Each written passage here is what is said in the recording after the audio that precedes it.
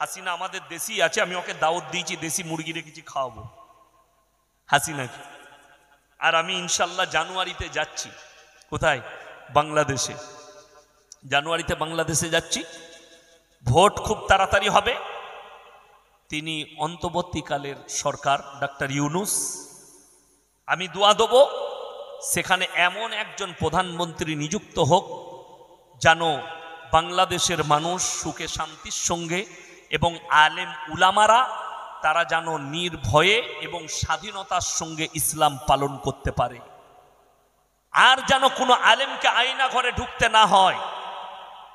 আর হাসিনাকে বলবো আপনি তাড়াতাড়ি চলে যান, বুঝতে পারবেন আয়না ঘর আপনার জন্য ইন্তেজারি করছে। বাংলাদেশের হিরো আলম মন্ত্রী হবে, এই বিষয় এইগুলো একদম হিরো আলম, সে তো মারাত্মক হিরো, তাই না? প্রধানমন্ত্রী হলে ও যদি মন্ত্রী হয় তা ভালো হবে। কেন জানেন? কিয়ামতের আলামতের মধ্যে একটা বড় আলামত হচ্ছে মূর্খরা দেশ চালাবে, শিক্ষিতরা চুপচাপ বসে দেখবে। এটা কিয়ামতের আলামত। অশিক্ষিত মূর্খরা নেতা হবে, শিক্ষিতরা চুপচাপ বসে দেখবে, এটা কিয়ামতের আলামত। তো হিরো আলম হবে, এটা কোনো দ্বিধাবোধ নাই, এইটাও কিয়ামতের আলামতের মধ্যে একটা আলামত। তো আমি বলবো হিরো আলম যখন নিয়ত করেছে, আল্লাহ তার নিয়তকে যেন কবুল করে, বলুন আমিন। আমার ভাই আপনারা সকলে নিয়ত করুন, আজকে আমরা আমাদের ঈমানকে বাঁচাবো, সকলে জোরে বলুন ইনশাআল্লাহ। এবং কোরআনের টাচে সবাই আসবো, জোরে বলুন ইনশাআল্লাহ।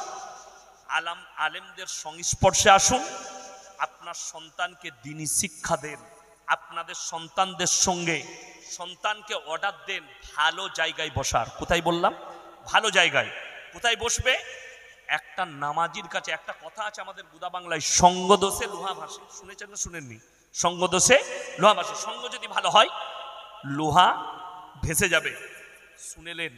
আপনার ছেলে যেখানে বসছে, যদি টাসের আড্ডায় বসে, 1 মাস পরে আপনার সন্তান কিন্তু টাস খেলতে শুরু করবে। আপনার ছেলে যদি মাতালদের দলে বসে, 1 মাস পরে সে হাফ গিলাসের মাতাল হবে, 6 মাস পরে সে ফুল গিলাসের, ফুল বোতলের মাতাল হয়ে যাবে।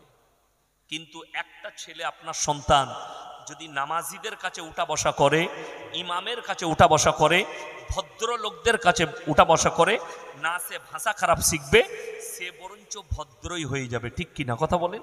সন্তানকে অর্ডার করবে খারাপ জায়গায় বসো না, ভালো জায়গায় বসো।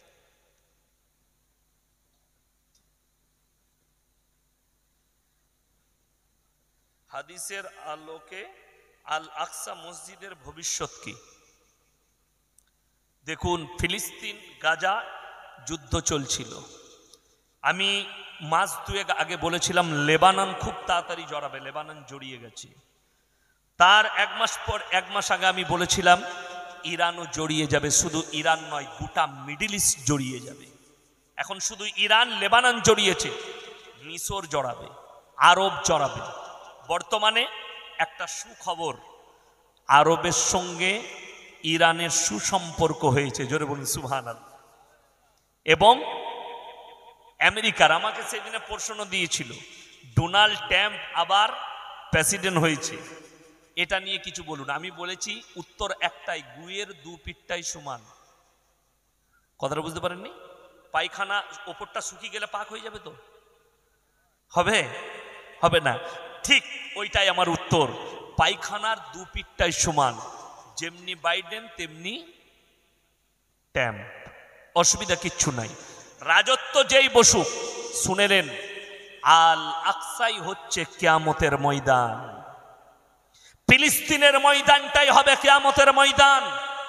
ওই জায়গায় আল্লাহ পৃথিবীর সমস্ত মানুষকে হাজির করবেন। রাসূলের হাদিস, খোরাসান থেকে এমন একটা দল বের হবে, যোদ্ধা বের হবে, যাদের কাছে অত্যাধুনিক অস্ত্র থাকবে, এবং তারা যখন যুদ্ধ শুরু করবে পৃথিবীর আর কোনো শক্তি তাদের সামনে দাঁড়াবে না। তারা যুদ্ধ করে গিয়ে, আর তাদের যে কমান্ডার হবে, মেন কমান্ডার হবে, তার নাম হচ্ছে ইমাম মেহেদী। তারা ঝান্ডা কাটবে আল আকসায়, আর গোটা পৃথিবীতে ইসলাম প্রতিষ্ঠিত হয়ে যাবে, জোরে বলুন সুবহানাল্লাহ।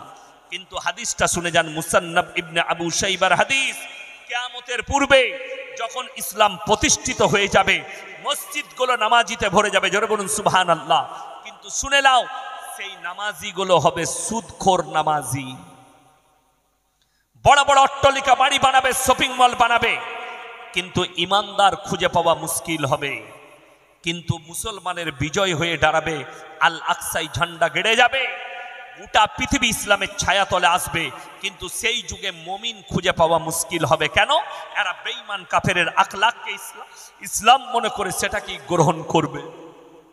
শুনেলেন, 70,000 মানুষ মারা গেছে এক বছরের ভেতরে গাজার ফিলিস্তিনে, তার মধ্যে 35,000 শিশু হত্যা হয়েছে। গোটা পৃথিবী নীরব ভাবে বসে আছে। রাষ্ট্রসংঘে যারা বসে আছে এগুলো হারামের আওলাদ বসে আছে, সব কোরআন আর ইসলামের দুশ্মন। তা না হলে 35,000 শিশু মারা গেছে, নিরীহভাবে হত্যা করেছে ইসরায়েলের সেনারা। একজন মা, তার সব চলে গেছে, স্বামী পরিবার সব শেষ, খালি তার দুটো মেয়ে, একটা বাচ্চা একটা বেটা, আর সে, তারা 4 জন বেঁচে আছে। খেতে পায়নি 15-20 দিন, বাচ্চাগুলো কাঁদছে। সেই মা মিডিয়ার সামনে বলেছে, যদি আল্লাহ মানুষের গোশত খাওয়া হালাল করত, আমি আমার শরীরের মাংসগুলো কেটে রান্না করে আমার বাচ্চাদিকে খাওয়াতাম। চোখের পানি ফেলে রাষ্ট্রসংঘ চুপচাপ বসে আছে। তবে শুনেলেন, পৃথিবীর ইতিহাস বলছি, পৃথিবীতে যতগুলো অটোমান সাম্রাজ্য আপনারা নাম শুনেছেন, এই অটোমান সাম্রাজ্যর পতন ঘটেছিল লাল সাগর থেকে। লাল সাগর থেকেই পতন ঘটেছে অটোমান সাম্রাজ্যের। তারপরে রাজত্ব পেয়েছিল ইতালি। ইতালির পতন ঘটেছিল এই লাল সাগর থেকে। আল্লাহর কৃপায় হুতি বিদ্রোহীরা আমেরিকার যুদ্ধ বোটকে নিশানা করেছে। আমেরিকার যুদ্ধ বোটগুলো ঘুরে চলে যাচ্ছে, তারা ঘুরিয়ে নিয়েছে তাদের যুদ্ধ বোটগুলোকে। আমেরিকার এবং ইসরায়েলের পতন ঘটতে শুরু হয়েছে লাল সাগর থেকে। ইনশাআল্লাহ এই ইহুদিদের আর বেঈমান কাফেরের পতন ঘটবে, আর ইসলামের জয় পৃথিবীর বুকে আসবে। সকলে জোরে বলুন ইনশাআল্লাহ। খালি দোয়া করবেন। প্রত্যেকটা মুসলমানের উচিত যে প্রত্যেক নামাজে দোয়া করা, বিশেষ করে ফজরের সময় দোয়া করবেন, আল্লাহ ফিলিস্তিন গাজার নিরীহ মুসলমানকে তুমি হেফাজত করো। সকলে বলুন আমিন। ফজরের নামাজে দোয়া করুন, আল্লাহ মুসলিম উম্মাকে তুমি হেফাজত করো। আল্লাহ, যে জালিমরা ইসলামকে ধ্বংস করতে চাইছে তাদের তকদিরে ঈমান লেখা থাকলে ঈমান দাও, তা না হলে পৃথিবীর মানচিত্র থেকে মুছে দাও। সবাই দোয়া করবেন, জোরে বলুন ইনশাআল্লাহ। আল্লাহ তাআলা আজকের রাত্রিকে কবুল করুক, আজকের জলসাকে আল্লাহ কবুল করুক। আল্লাহ আপনাদের সকলের হায়াতে বরকত দেখ। যে ভাইয়েরা জলসা দিয়েছেন তাদের সকলের জানে মালে ইজ্জতে বরকত দেখ, কারোবারে বরকত দেখ, ব্যবসা বাণিজ্য রুজি রোজগারে বরকত দেখ। আপনারা আমার জন্য দোয়া রাখুন, আমি আপনাদের জন্য দোয়া রাখি। হায়াত বাকি তো মুলাকাত বাকি। কি বলছেন?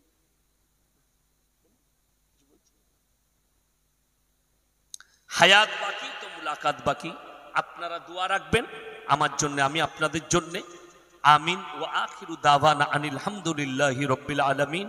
আসসালামু আলাইকুম ওয়া রাহমাতুল্লাহি ওয়া বারাকাতুহু। এই মেয়েটা বাচ্চা ধারণ করার ক্ষমতা নিয়ে আসে।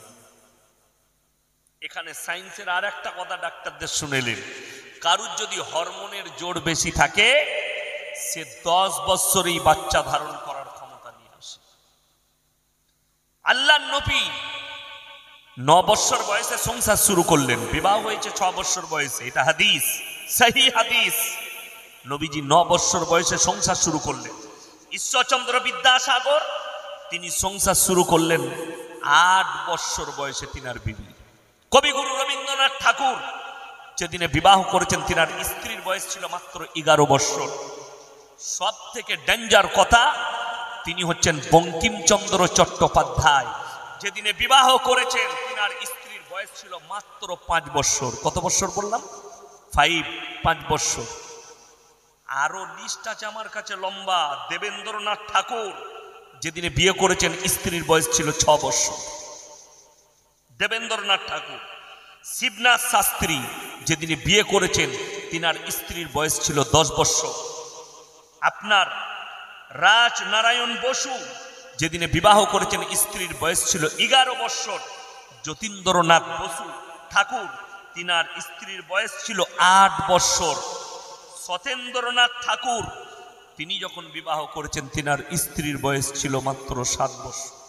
সব থেকে কম বয়সী তিনি হচ্ছেন বঙ্কিমচন্দ্র চট্টোপাধ্যায়। তিনি 5 বছরের একটা বাচ্চা মেয়েকে বিবাহ করেছেন। আমাদের কোনো এতরাজ নাই, এর ওপরে কোনো অভিযোগ নেই। তিনারা মনীষী, কেন বিবাহ করেছিলেন, কি পরিস্থিতিতে করেছেন, এই সম্পর্কে সমালোচনা করার অধিকার ইসলাম দেয়নি। আমরা করিও না, আর করবও না, আর আপনারাও করবেন না। কেন ঈশ্বরচন্দ্র বিদ্যাসাগর 7 বছরের মেয়েকে বিবাহ করলো, আপনি সমালোচনা করার অধিকার আপনার নেই। আজকে আপনাদেরকে একটা সত্য কথা বলি, রাসূল সাল্লাল্লাহু আলাইহি সাল্লামের হাদিস, কিয়ামতের আলামতের মধ্যে বড় আলামত হচ্ছে রাস্তাঘাটে কুকুরের মতো নারী পুরুষ জিনা করবে। আর তার মূল কারণ হচ্ছে এই নারীরা বালিগ হওয়ার পরে তাদেরকে 21-22 পর্যন্ত 25-30 বছর পর্যন্ত বাড়িতে ফেলে রাখা, তার মূল কারণ হচ্ছে তারা জিনায় লিপ্ত হয়। আমি যখন বিবাহ করেছি আমার স্ত্রীর বয়স ছিল 13 বছর 8 মাস। কথাটা বুঝতে পেরেছেন না? আমার স্ত্রী মা হয়েছে 15 বছর, যখন তার বয়স পূর্ণ হয়েছে তখন সে মা হয়েছে। আমার বড় মেয়ে জন্মগ্রহণ করেছে। দুঃখটা কোথায় জানেন?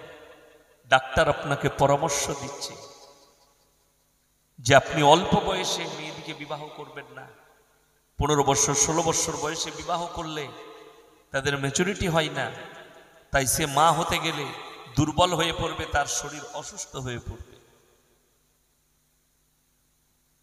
এইটা শুনে কষ্ট লাগে। সেই ডাক্তার পড়াশোনা করলো, অথচ তার দাদি যখন মা হয়েছে 11 বছর বয়সে তার দাদি মা হয়েছে। সেই ডাক্তারের দাদি 11 বছর বয়সে মা হয়েছে, তা না হলে 12 বছর বয়সে মা হয়েছে। ঠিক বললাম না ভুল বললাম? খুঁজলেন যারা বসে আছেন, আপনার দাদি আপনার বাপকে জিজ্ঞেস করুন, তোমার দাদির যখন বিয়ে হয়েছিল কত বছর বয়সে? তোমার নানির বিয়ে হয়েছিল, তোমার মাকে জিজ্ঞেস করো কত বছর বয়সে। আর নানি জীবিত থাকলে তাকে জিজ্ঞেস করো, আপনি পেয়ে যাবেন। আজকে বড় কষ্ট কি জানেন? আপনার ব্রেনে কোরআন আর হাদিসের ইলম ঢুকানো হয়নি, পশ্চিমী দুনিয়ার ইলমকে আপনার বেঈমান কাফেরদের ইলমটা ঢুকানো হয়েছে, যেন এদের চলাফেরা পশ্চিমী দুনিয়ার মতো হয়, যেভাবে বেঈমান কাফেররা চলাফেরা করছে। পৃথিবীর শ্রেষ্ঠ মুফতির নাম হচ্ছে মুফতি তাকি উসমানী। আপনারা চিনবেন না, আলেমরা চিনবেন, উলামারা চিনবেন। তিনি যে সে মানুষের সন্তান, তিনি পৃথিবীর এমন একজন স্কলার মুফতি তাকি উসমানী। তিনি হচ্ছেন মুফতি শফি সাহেব রহমতুল্লাহ আলাইহির ছেলে, যিনি তাফসীরে মারিফুল কোরআন লিখেছেন। তিনার সন্তান। তিনার আমি 15 দিন আগে একটা বক্তব্য শুনলাম পাকিস্তানে। তিনি লোক বসে আছেন, তিনি কথা রাখছেন। তিনি বললেন, मेरे दोस्तों और मेरे भाई, दुनिया की हालत इतने बिगड़ जाएंगे कि क़यामत से पहले दुनिया में हमारे समाज में हराम औलादों से भर जाएंगे। আর এর একটা বড় ব্যাখ্যা বিশ্লেষণ করেছেন তিনি, আপনি শুনলে আপনার ব্রেন খুলে যাবে যে বেঈমান কাফেররা আপনার আমার মধ্যে হারাম বাচ্চাগুলোকে কিভাবে প্রমোট করবে। তারা আপনি অনুভবও করতে পারবেন না যে তাদের ষড়যন্ত্র কত বড় ষড়যন্ত্র। আমাদের সন্তানরাও জানেন, আমাদের ছেলে মেয়েরাও জানে না, অথচ সেই ষড়যন্ত্রের শিকার হচ্ছে মুসলিম। আপনারা এতগুলো মানুষ বসেছেন, ইমানদারির সঙ্গে মোল্লাপাড়ার মানুষ বলুন তো, যে কে জানে না যে প্রত্যেকটা মুসলমান নরনারীর জন্য দ্বীনি শিক্ষা অর্জন করা ফরজ? সবাই জানেন না জানেন? কথা বলেন, জানেন? ইমানদারির সঙ্গে বলুন, এই পুরো থানাতে যদি সমীক্ষা করা হয় কত পার্সেন্ট মুসলমানের কাছে দ্বীনি শিক্ষা আছে? আশা করি 85% মুসলমানের কাছে দ্বীনি শিক্ষা। ঠিক বললাম না ভুল বললাম? 85% মুসলিমের কাছে দ্বীনি শিক্ষা নেই। তার মূল কারণ হচ্ছে বেঈমান কাফের, ইহুদি নাসারা। তারা আপনাকে মুক্ত করে দিয়েছে তাদের রং লীলাতে। কোরআনের সঙ্গে আপনার সম্পর্ক নেই। যদি সম্পর্ক থাকতো, ইমানদারির সঙ্গে বলুন, সুদ খাওয়া হারাম না হালাল? জোরে বলুন। হারাম। কোরআনে স্পষ্ট হারাম বলেছেন, ওয়াহাল্লাল্লাহুল বাইয়া ওয়া হাররামার রিবা। সুদকে হারাম করা হয়েছে, ব্যবসাকে হালাল করা হয়েছে। এরপর বলুন, এই সুদ হারাম কোরআনে স্পষ্ট করেছেন। রাসূল আকরাম সাল্লাল্লাহু আলাইহি সাল্লাম হাদিস বর্ণনা করলেন, কেউ যদি 1 টাকা সুদ খায়, মায়ের সঙ্গে 36 বার জিনা করার সমান পাপ হবে। এইটা জানার পরে যে লোকটা সুদ খাচ্ছে, সেই লোক নবীর বিরুদ্ধে যুদ্ধ ঘোষণা করলো না করলো না? কোরআনের বিরুদ্ধে যুদ্ধ ঘোষণা করলো না করলো না? সেই লোক কি করে মুসলমান থাকতে পারে আর মুমিন থাকতে পারে? সে যদি জেনে শুনে পাপ করে, তার জানাজার নামাজটাও পড়া যাবে না সুদ করে। আমি ইয়াসিন ফতোয়া দিয়ে গেলাম, কোন মৌলবি যদি এই ফতোয়া কেটে দেয়, আমি ইয়াসিন জীবনে আর সমাজের বুকে বক্তব্য দেবো না। না সুদ খেয়েছে, না মদ খেয়েছে, গাঁজা খেয়েছে, না হারাম কাজে লিপ্ত হয়েছে, সে তওবা করুক আর না করুক, সে জান্নাতে যাবে। সেই মৌলবি আগে কিয়ামতের দিনে মার খাবে, এটা মাথায় রাখবেন। আজকে আমাদের সমাজ পরিবর্তন না হওয়ার মূল কারণ হচ্ছে এক শ্রেণীর আলেম, যারা মানুষকে ধোকায় রেখেছে যে তোমরা নামাজ পড়ো, রোজা না রাখো। সুদ খেয়েছে, জীবনটা সুদের ওপরে কেটেছে। তার জানাজার নামাজও হচ্ছে, 40 দিনে তার মিলাদ করে মৌলবি খানাও খেয়ে নিচ্ছে আর দোয়াও করে দিচ্ছে, জান্নাতে চলে গেল। সেই মৌলবি আগে মার খাবে। তুমি সুদখোরের লেগে দোয়া করছো, যে জীবনটা সুদের ওপরে অতিবাহিত করেছে, জুম্মায় বয়ান শুনেছে যে হারাম, সারা জীবন কানেতে ফাঁস কাতারে মসজিদে বসে শুনছে যে সুদ খাওয়া হারাম, সুদ খেলে মায়ের সঙ্গে জিনা করা হবে। তারপরও সে কোরআনকে উপেক্ষা করেছে, রসুলের বাণীকে উপেক্ষা করে হারামখোর সুদ খেয়ে যাচ্ছে। আপনি তার জানাজা কোন হিসাবে পড়বেন? তার লেগে দোয়া কোন হিসাবে আল্লাহর কাছে হাত তুলবেন? এই মৌলবি, আমি বলে দিই, যদি বলে দেয় মাতালের জীবনটা যে মদের ভাটিতে কাটিয়েছে, তার লেগে মিলাদ পড়ানো যাবে না, দোয়া করা যাবে না। আপনাকে বলছি, মুসলমান মদ ছেড়ে দেবে, মুসলমান গাঁজা ছেড়ে দেবে। যদি বলা হয় সুদখোরের জানাজার নামাজ পড়াবো না, সুদখোরের লেগে মিলাদ হবে না, দোয়া করব না। সুদখোরের আপনার চাচা মারা গেছে, সুদখোর, আপনি আমাকে ডেকে নিয়ে যাচ্ছেন হায়ার করে, আমার চাচার কবর জিয়ারত করতে হবে। আমি ইয়াসিন যদি বলে দিই তোমার চাচা সুদখোর ছিল, তোমার চাচার লেগে কবর জিয়ারত করতে পারবো না, না আল্লাহর কাছে ফরমান, আল্লাহর কাছে দোয়া করতে পারবো। আমি বলছি পরবর্তী লোকটা সুদ খেতে ভয় খাবে। কিন্তু মুফতি সাহেব যাবে না, গাদা মাল আছে, যাবার। ঠিক বললাম না ভুল বললাম? ইমাম যাবে না, হায়ার করে নিয়ে আসবে কৃষ্ণনগর থেকে, লোক আছে। ওই জন্য কোরআনে আছে, ইন্নাল্লাযীনা ইয়াকতুমুনা মা আনজালাল্লাহু মিনাল কিতাব ওয়া ইয়াশতারুনা বিহি সামানান কালীলা উলাইকা মা ইয়াকুলুনা ফি বুতুনিহিম ইল্লান নার ওয়া লা ইউকাল্লিমুহুমুল্লাহু ইয়াওমাল কিয়ামাতি ওয়া লা ইউযাক্কিহিম ওয়া লাহুম আযাবুন আলীম। কোরআন, হে নবী বলে দাও, সূরা বাকারা, যারা নিজেদের পেট চালাবার লেগে আমার কোরআনের আয়াতকে লুকিয়ে দেয়, মানুষের কাছে হক প্রকাশ করে না, সেই মৌলবীরা নিজেদের পেটেতে আগুন ছাড়া আর কিছু ভরে না। আমি আল্লাহ কিয়ামতের দিনে এদিকে কঠিন আযাবে মুবতালা করে দেব। আপনি সুদখোর, আমি যদি সুদের বিরুদ্ধে বলি আপনি আমার মাদ্রাসায় টাকা দিবেন না, ওটা তো না দিলে আলহামদুলিল্লাহ, আপনি না দিলে আলহামদুলিল্লাহ, মাদ্রাসা বেঁচে গেল, মসজিদ বেঁচে গেল। দুঃখটা কোথায় জানেন? কিয়ামতের আলামত দেখবেন কতটা কাছে এসছে, কতটা স্পষ্ট। ধুবুলিয়া বাজারে একটা বাচ্চা ছেলে ভিক্ষা করে খায়, পেটের দায়ে ভিক্ষা করে, ভুলবশত কারো পকেট থেকে 10 টাকা চুরি করেছে, তাকে গাছে বেঁধে মানুষ পিটায়। ঠিক বললাম না? চোর চুরি করেছে, দেখে না পেটের দায়ে করেছে না কিসের দায়ে, তাকে চোর বলে বেঁধে গাছে পিটায়, 10টা টাকা চুরি করেছে। আর আমাদের সমাজের কিছু লোক আছে, কমের হাজার হাজার টাকা মেরে নিচ্ছে, লাখ লাখ টাকা মেরে নিচ্ছে, কোটি কোটি টাকা, তাকে আমরা স্টেজে নিয়ে এসে গলায় মালা পরাই, সম্মানী ব্যক্তি। समझदारों के लिए इशारा काफी है। আমি কাকে চোর বলছি আপনি বুঝে নিন। আর যদি হয়ে থাকে এই চরিত্র থাকে, আপনি পরিবর্তন।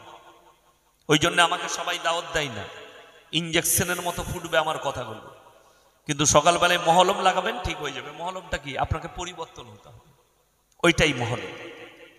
আপনি সুদ খান, সুদ ছেড়ে দেন। যারা জানে কোরআনে আছে মদ স্পর্শ করা হারাম, তারপরেও যদি আপনি মদ খান তো আপনি আল্লাহর বিরুদ্ধে যুদ্ধ ঘোষণা করলেন, কোরআনকে উপেক্ষা করলেন আপনি, তার মানে কোরআনকে অমান্য করলেন। যে লোক কোরআনকে অবিশ্বাস করবে সে মুমিন থাকতে পারে? যে লোক রাসূলের হাদিসকে অবিশ্বাস করে সেই লোক ইমানদার থাকতে পারে না মুসলমান থাকতে পারে? আপনি জেনে শুনে মদ খাচ্ছেন যে এটা হারাম, এই মুফতিরা মৌলবীরা জুম্মায় চিল্লাচ্ছে, জলসায় চিল্লাচ্ছে, আপনি মাথায় টুপি দিয়ে বসে জলসা শুনছেন। শুনেলেন জলসা পশ্চিম বাংলার এখন ফ্যাশন হয়ে গেছে, পাড়ায় পাড়ায় একটা করে জলসা দিবি, বছরে বক্তা আনবি, 20,000 25,000-এর বক্তা, জলসা হবে, বাকি নামাজের প্রয়োজন নাই। হুজুর তো দোয়া করে গেল, এই আমরা 3 জন আছি দোয়া করব। মোটামুটি যারা জলসা দিচ্ছে জান্নাত, নামাজ না পড়লেও, তাই তো?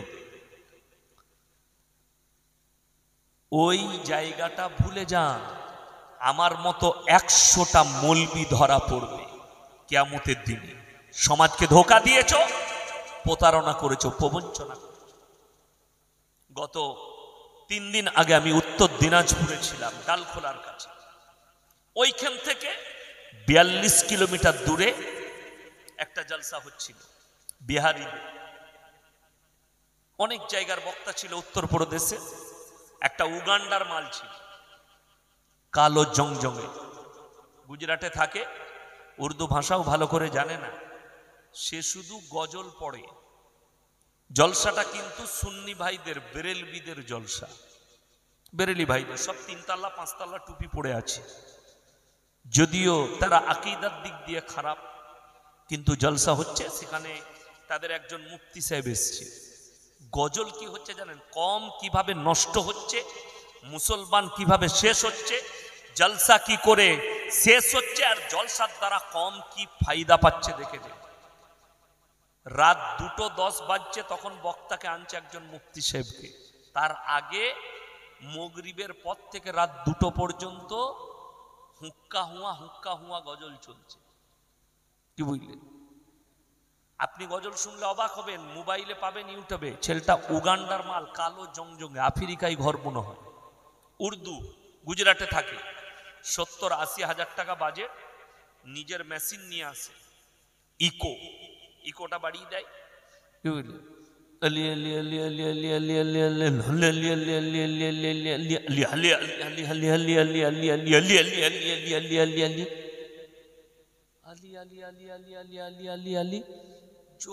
মোটামুটি 15 মিনিট আলি করে। আর সামনে যে শ্রোতারা আছে, কে গুটকা খোর, জিলাপি খোর, বিড়ি খোর, সিগারেট খোর, গাঁজা খোর যুবকরা আছে। তারা কি করছে? স্টেজের সামনে এসে তার উপরে টাকা ছুড়াচ্ছে। মাশাআল্লাহ, আল্লাহু আকবার, আল্লাহু আকবার, ইয়ালি। তার চারিদিকে টাকা পড়ছে, টাকা, তার পায়ে টাকা, তার পায়ে দাবা যাচ্ছে টাকা, তার শরীরে টাকা, তার মাথায় টাকা, গোটা গায়ে টাকা ছুটছে, আর যুবকরা ড্যান্স করছে। মুফতি সাহেব এলেন, বেরেলবি, से बोले ये मजाक बना के रखा तुम लोगों ने, ये जलसा है, इसको मजाक बना दिया। যদিও সে বেরেলবি মুফতি, কিন্তু সে হক কথা বলেছে, হক বলেছে, এটার জন্যই সে আল্লাহর কাছে নেকি পাবে। स्टेजे झगड़ा, आपने क्यों बोला, आपने क्यों प्रतिबाद करलें, क्यों आपने बोला इनको, ये मेहमान हैं। अबे मूर्ख को मेहमान बना रहे हो। আমার সামনে যদি কোনো গায়ককে নিয়ে এসে ড্যান্স করান আর আমাকে তারপরে বায়ান করাতে দেন, আমি বায়ান করব না, তাকে আঁকছিলা করে ছিলবো। কথা বলেন, আঁকছিলা করে ছিলবো তাকে, অত সোজা নয়। তো একজন গায়ককে নিয়ে এসে, অথচ আমি কসম করে বলতে পারি যে মৌলবি কটা ওই স্টেজে বসেছিল, जो लोग बैठे थे उन मौलवियों को पता नहीं है क्या पढ़ रहा, उसको खुद को मालूम नहीं इसका मतलब क्या है, ये पढ़ क्या रहा। অথচ সমাজ মনে করছে এটাই ইসলাম। আমার মুসলমান ভাই, অনুরোধ করে বলে যাচ্ছি, সবাই কোরআনের সাথে সম্পর্ক করবেন, জোরে বলুন ইনশাআল্লাহ। এই আলেমদের সঙ্গে সম্পর্ক করুন। এখন আপনার ঈমান বাঁচানো দুর্দায়ী হয়ে গেছে, কোরআনের টাচে আসতে হবে। আজকে অবাক লাগে, সমাজের প্রতি দুঃখ কোথায় জানেন? একটা বাচ্চা মেয়ে মাধ্যমিক দিয়েছে 16 বছর বয়সে, ফার্স্ট ডিভিশন পাস করেছে। নানাকে ফোন করে বলছে, নানা আমি ফার্স্ট ডিভিশনে পাস করেছি গো। পাস করেছো? বাহ, আলহামদুলিল্লাহ। কি লিবে বলো? বলে স্ক্রিন টাচ একটা ভালো মোবাইল চাই, ভিভো Y20। নানিকে বলছে ভিভো Y20 চাই। লাতনি চেয়েছে, পয়সা নাই, কারো কাছে 5000 ধার করেছে, আর নানি কোপরে কাপড় গুঁজে গিয়ে রাস্তায় বেরিয়ে গ্রুপ লোন নিয়েছে 10,000, লাতনিকে মোবাইল কিনে দিতে হবে, দিয়ে 15,000 টাকার একটা মোবাইল কিনে দিয়েছে, যেটার দ্বারা সে জিনায় লিপ্ত হচ্ছে, যেটার দ্বারাই তার জিন্দগি বরবাদ। এক তো হারাম কাজ করেছি, হারাম টাকা নিয়ে হারাম জিনিস কিনে দিয়েছে। আপনারা বলুন, বাংলা মানে কোরআন বেরিয়েছে না বেরোয়নি? কথা বলুন, বেরিয়েছে?